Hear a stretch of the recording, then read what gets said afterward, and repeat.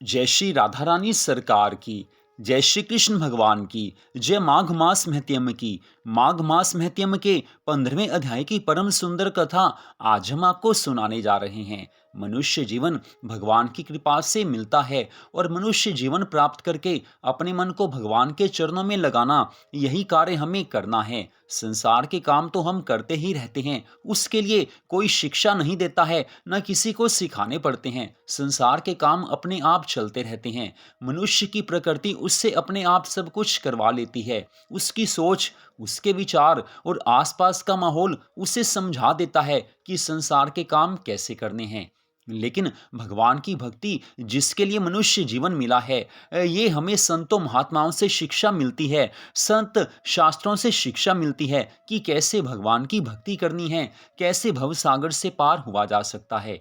और माघ मास तो वो परम सुंदर मास है कि इस मास में जो भगवान की भक्ति करते हुए प्रातः स्नान के नियम का पालन करता है, भगवान की कथाओं को सुनता है, वो भव सागर से पार होने का अपने आप रास्ता बना लेता है। क्योंकि माघ मास में जिसने भगवान की भक्ति की है, जिसने संसार से मन को हटाकर भगवान के चरणों में लगाया है, जिसे हर क्षण ठाकुर जी की याद रहती है, जिसे भगवान से सच्चा प्रेम है, वो अवश्य ही इसी जीवन में भवसागर से पार हो जाता है। उसे पुनः 84 लाख योनियों में जन्म नहीं लेना पड़ता है। तो 15वें अध्याय की कथा में दत्तात्रेय जी महाराज आज राजा कार्तवीर्य से कहने लगे हैं कि हे राजन, प्रजापति ने पापों के नाश के लिए प्रयाग तीर्थ की रचना की। सफेद गंगा जी और काली श्री यमुना जी के जल की धारा में स्नान करने से भगवान की अनंत कृपा मिलती है। इसमें स्नान का महात्म्य भली प्रकार से सुनो, पूरी श्रद्धा भावना से सुनो। जो मनुष्य माघ मास के पावन समय में गंगा और यमुना जी के परम सुंदर इस संगम स्थल में स्नान करता है, वह पुनः गर्भ योनि में नहीं जाता है, अर्थात उसका पुनर्जन्म नहीं होता है। वो भगवान के धाम में सदा के लिए स्थान प्राप्त कर लेता है। माघ मास में प्रयागराज में स्नान करने से मनुष्य अच्छे भोगों को भोग कर ब्रह्म को प्राप्त होता है। माघ मास में मकर के सूर्य राशि पर स्थित होते हुए प्रयागराज में जो स्नान करता है, उसके पुण्यों की गणना करने में चित्रगुप्त भी असमर्थ हैं। अर्थात उसे असंख्य पुण्य फल की प्राप्ति होती है, जिसकी गणना नहीं की जा सकती है। 100 वर्षों तक निराहार रहकर जिस पुण्य फल की प्राप्ति होती है, वही पुण्य फल माघ मास में 3 बार प्रयागराज में स्नान करने से प्राप्त हो जाता है। जो फल 100 वर्षों तक योगाभ्यास करने से प्राप्त होता है, वही फल माघ मास में प्रयागराज में स्नान करने से मिल जाता है। जैसे सर्प पुरानी केंचुली को छोड़कर नया स्वरूप ग्रहण कर लेता है, वैसे ही माघ मास में स्नान करने से मनुष्य पापों को छोड़कर स्वर्ग को प्राप्त होता है। परंतु गंगा यमुना के संगम में स्नान करने से हजारों गुना पुण्य फल प्राप्त होता है। हे राजन, जिसको अमृत कहा है, वह यह त्रिवेणी ही है। हे राजन, त्रिवेणी की महिमा अनंत है, जिसका कोई वर्णन नहीं कर सकता है। शास्त्रों में इसकी जहाँ भी महिमा बताई गई है, वहाँ ये अवश्य बताया गया है कि त्रिवेणी की महिमा का पूर्ण वर्णन करने में कोई भी समर्थ नहीं है।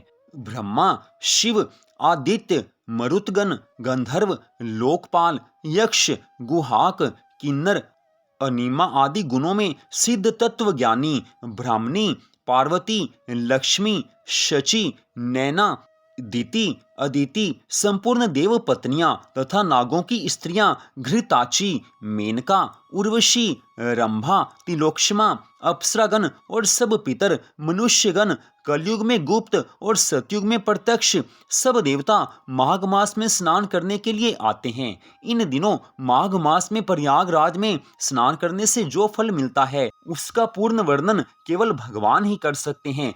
किसी मनुष्य या देवी देवता में इतनी शक्ति नहीं है कि वो माघ मास में प्रयागराज में स्नान करने के पुण्य फल का वर्णन कर सके।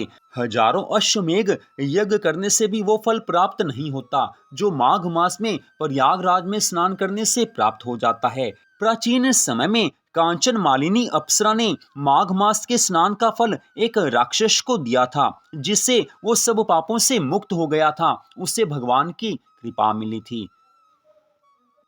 तो माघ मास की इन कथाओं को सुनने से भगवान से प्रेम हो जाता है, लेकिन कथा पूरी श्रद्धा भावना से सुननी है और पूरे मन लगाकर सुननी है, प्रतिदिन सुननी है।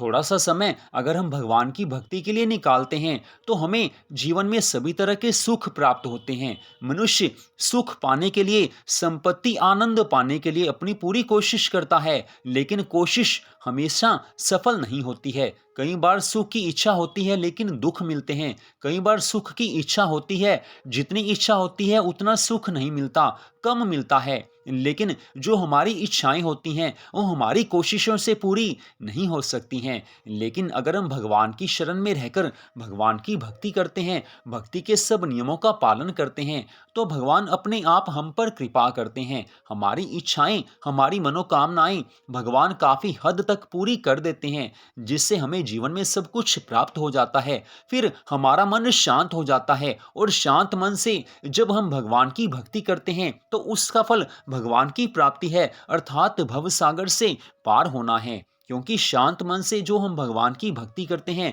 उसी भक्ति के फल से हमें भगवान से प्रेम होता है और उसी से हम भव सागर से पार हो सकते हैं। जब तक मन में इच्छाएं हैं तब तक भगवान से पूर्ण प्रेम होना संभव नहीं है। पहले भगवान की भक्ति की जाती है, भगवान इच्छाएं पूर्ण करते हैं, फिर हमें ज्ञान होता है कि और इच्छाएं रखकर क्या करना है। हमें जो जो चाहिए था और आगे जो जो चाहिए वो भगवान की कृपा से मिल ही रहा है। जब ऐसा ज्ञान हो जाता है तो उस समय भगवान से प्रेम हो जाता है। ज्ञान होना और भगवान से प्रेम होना ये एक ही समय में होता है। जैसे ही ज्ञान होता है उसी क्षण भगवान से प्रेम हो जाता है, और जब भगवान से प्रेम हो जाता है उस समय भगवान की असली भक्ति का आरंभ होता है, और वही भक्ति भगवान से मिलवाने वाली कही जाती है।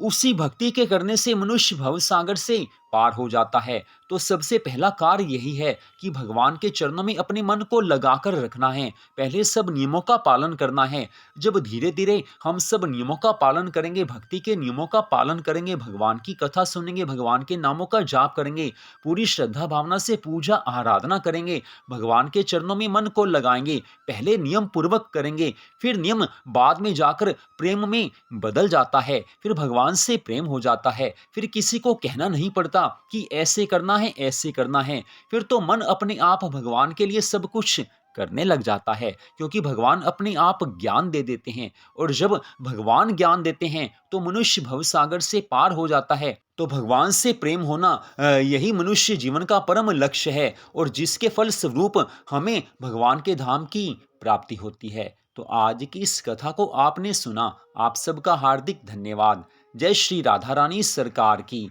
जय श्री कृष्ण भगवान की, जय माघ मास महत्यम की, जय सदगुरुदेव श्री बंसी वाले महाराज की।